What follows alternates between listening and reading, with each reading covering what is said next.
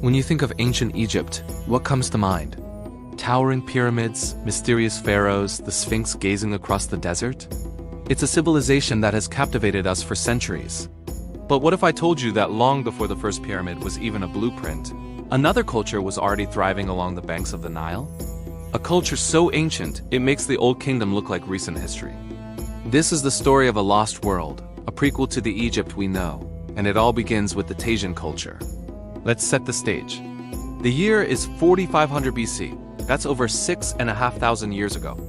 To put that into perspective, the Great Pyramid of Giza was built around 2560 BC. This means the Tajans were living, farming, and creating for nearly 2,000 years before Khufu's monumental tomb was even conceived. This isn't just a footnote in history.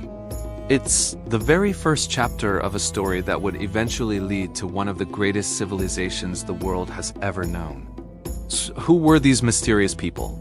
The Tajan culture is named after the village of Deir Tassa, located on the east bank of the Nile in Upper Egypt. It was here, in the early 20th century, that archaeologists unearthed cemeteries that held the clues to this forgotten era. What they found was fascinating. The graves were simple pits, often with the bodies placed in a fetal position, facing west towards the setting sun. This suggests the beginnings of complex beliefs about death and the afterlife, a theme that would become central to ancient Egyptian religion for millennia. The most distinctive artifacts found were their pottery. The Tajans were skilled potters, creating unique beakers with flared tops, often a reddish-brown color with a distinctive black top and interior. These weren't just functional pots for storing grain or water. They were works of art. The technique they used to create this black-topped effect is still debated by archaeologists, but it shows a remarkable level of skill and a desire for aesthetic beauty. Imagine thousands of years before the pharaohs. People were already taking the time to create objects that were not only useful but also beautiful. But it wasn't just pottery. The Tajan sites have given us a glimpse into their daily lives. They were some of the earliest farmers in the region, cultivating wheat and barley. They also kept domesticated animals like sheep and goats. This shift from a purely hunter-gatherer lifestyle to a settled agricultural one was a monumental step for humanity. It allowed for larger communities, the development of new technologies, and the beginning of social structures. Among their tools, archaeologists found stone axes, pallets for grinding cosmetics like malachite, and personal adornments like ivory combs and shell bracelets. This tells us they cared about their appearance and had a developing sense of personal identity. The use of cosmetic palettes is particularly interesting because it's a practice that continued right through the pharaonic period. It's like finding a direct thread connecting these early people to the iconic images of kohl-lined eyes we see in later Egyptian art. Now, here's where the story gets even more intriguing. The Tajan culture didn't exist in a vacuum.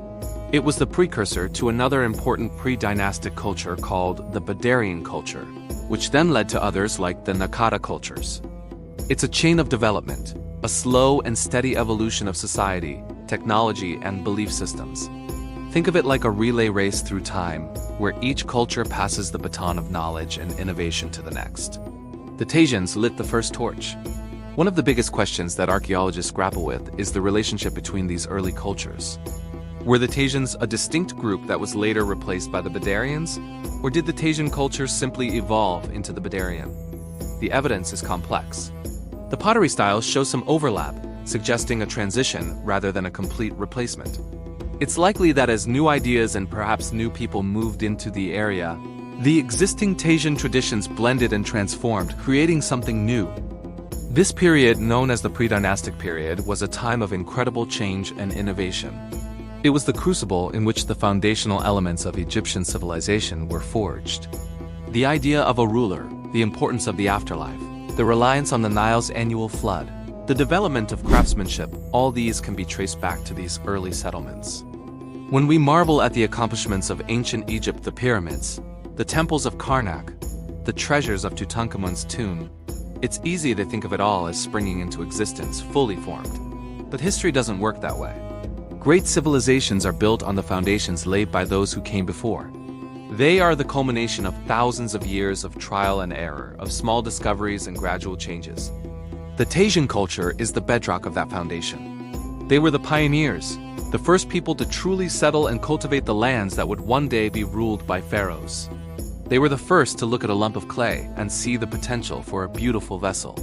They were the first to lay their dead, to rest with an eye towards a world beyond this one. Their legacy isn't written in towering stone monuments or golden masks, but it's there, buried in the desert sands, waiting to be understood. It's a powerful reminder that history is layered, and every great story has a beginning.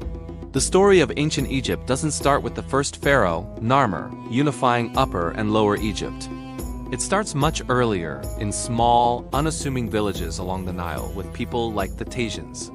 They were the ancestors of the pyramid builders, the unsung heroes who took the first crucial steps on a journey that would change the world. So next time you see a documentary about the pharaohs or visit a museum exhibit on ancient Egypt, take a moment to think about the people of Deir Tassa. Remember the farmers and potters who, nearly 7,000 years ago, laid the groundwork for everything that was to come.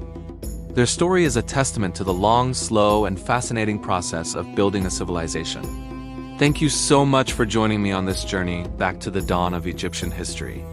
If you found this as fascinating as I do, please hit that like button and subscribe for more deep dives into the forgotten corners of our past. And let me know in the comments what other ancient mysteries you'd like to explore next. See you in the next video.